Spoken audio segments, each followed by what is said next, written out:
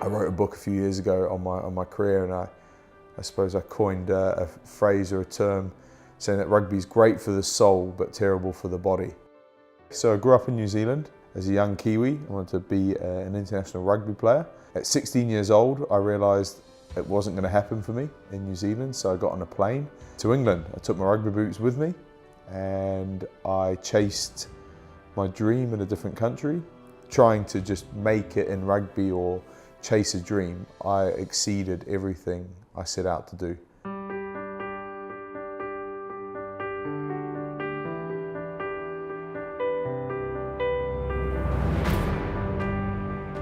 So when I retired after 16, 17 years of rugby, I was broken. I retired through a knee injury. I had a degenerative hip problem and I had a lot of brain trauma when I played. I had a lot of concussion.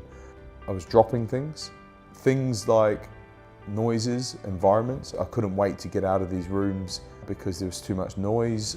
And I went to bed every night thinking that I'm going to get early onset dementia. If you have a damaged brain, what can you do?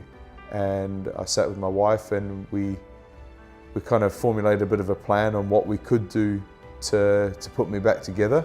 And this is where I came across hyperbaric therapy for my brain, and a very chance sort of encounter with an employee here at Aviv invited me down to come look at the clinic. I was aware of hyperbaric therapy, but I'd never seen it on the scale that it is here and the offering that is here in terms of an all-encompassing program.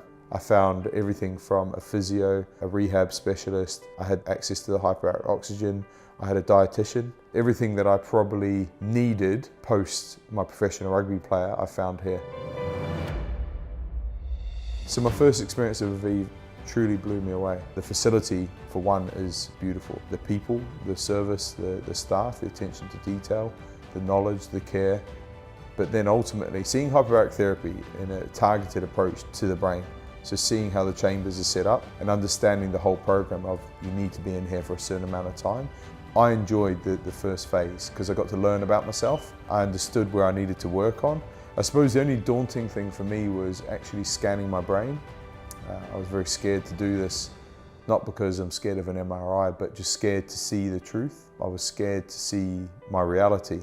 As soon as I'd kind of parked that day one and understood where I was, I got very excited because I had the world's best facility at my fingertips to improve myself.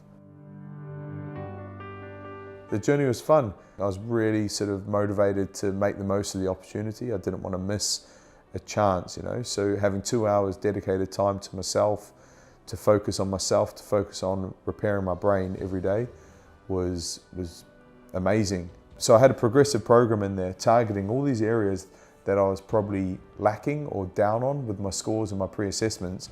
I got to target these things with a targeted approach and work on them progressively. So they got harder, they got more challenging. So I kind of saw it as my gym for the brain. And then when I came out the other side, my improvement was significant in those areas, which was mind-blowing in many ways. And then I think the one thing that people might not know about is the community you build here. You spend 3 months of your life here, 4 months with the testing. You share the experience with other people going through similar challenges, I suppose. Everyone's here for their own reasons. You know, just turning up and seeing the same smiling faces every day, and that community sort of aspect really, really helps the whole experience. Subjectively, I was feeling great. I was walking around telling everyone how good it was, but then the metrics and the data and the report came back of my before and afters sort of scans, tests, and blew me away with the improvement I got. Physically, from being an active sort of dad, I'm back. I'm doing what I should be doing as a 37-year-old father. In terms of brain health and the sort of how that's affected me as a person at home, the noises, the distractions, the frustrations that I had have been alleviated. And again, that comes back to knowing deep in myself that I'm better now. I'm in a good place, which is fantastic. Regardless of your background, whether it be sports, business, whatever, it all starts with your health and you as an individual. You can't be a good sportsman, you can't be a good businessman, husband, if your health is poor. You may be able to get away with it for so long, but it will catch up with you, and then everything else around will decline. don't wait to decline to get better, because it might be too late.